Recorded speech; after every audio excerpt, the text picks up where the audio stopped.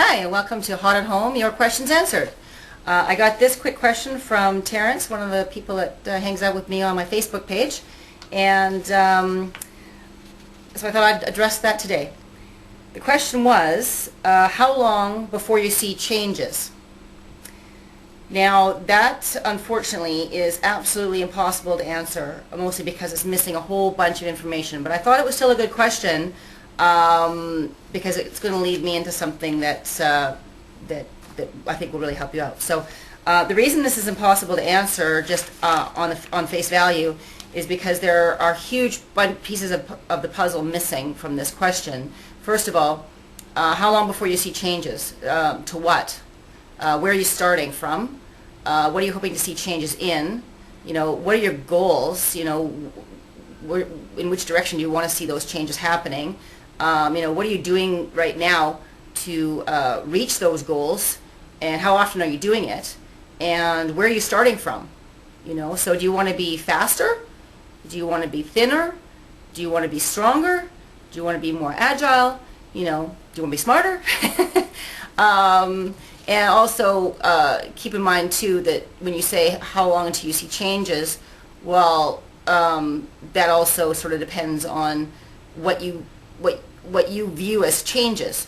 So if you say, okay, well, I want to lose 20 pounds, but you're 500 pounds, losing 20 pounds visually, no one will notice, most likely. 20 pounds is not a lot to lose off of a 500-pound frame. However, if you're 140 pounds and you want to lose 20 pounds, and you do, people will really notice that. That's a big change. So, you know, off a 140 pound frame, losing 20 pounds is like a huge percentage. So, you know, when you say how long before you see changes, well, you know, I don't know. It's like asking how much does a house cost?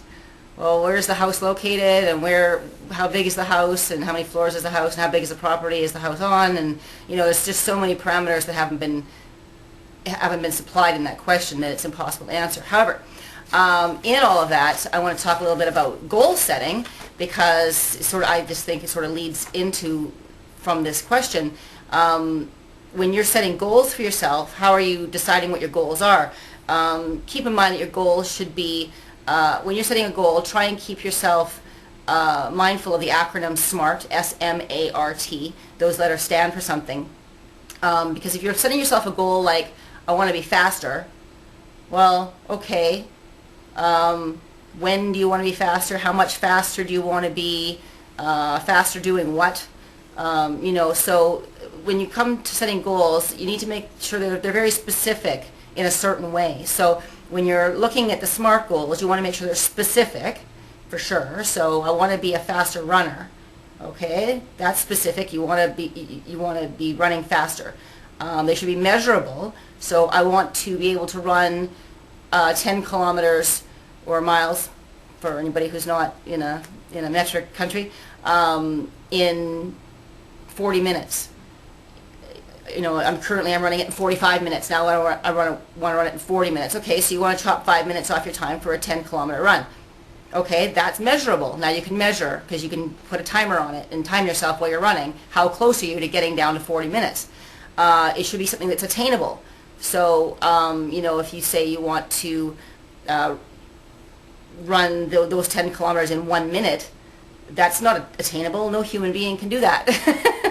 So make sure that it's something that you can actually work towards yourself and do, you know. So if, you know, you want to swim the English Channel, but you've never actually even swam out to the dock at your local beach, then that maybe isn't attainable. It's maybe just too big a goal, you know. It should be relevant. It should be something you want to do. Why would you want to become a faster runner if you hate to run? You know, so something you genuinely want to achieve. If you hate to run, then becoming a faster runner, chances are pretty good you're not going to stick to pursuing that goal at all. And then they should be time constrained. So back to our running one, I want to run 10 kilometers in 40 minutes by the end of May, by the end of September, by the end of, you know, by this day I want to be running my 10 kilometers in 40 minutes. You know, so they should be something that has an end date. So, so that you're not sort of, okay, it'll happen whenever, I'm not doing it yet. It's only been 6 months I've been trying, but I'm still 3 minutes away from getting to it, and I'll keep trying, and it'll happen someday. Well, no, I mean, you put your mind really to the date you want to make it happen, and chances are better that you will make it happen. So those are the acronyms of the SMART goal setting: specific, measurable, attainable, relevant to you, and time constrained. So you can time it. So or put a time limit on it. Back to the whole question of how long before you see changes. Well, set yourself some goals, and make them very specific and very measurable and very relevant, and very put a time restriction on them, and then once you know all of that, and you know exactly where you're starting from, then then you can actually pick the things that you want to do to get you to that goal by the time you want to get to it, and then you'll have a better idea of how long before you start to see changes in whatever it is you're pursuing.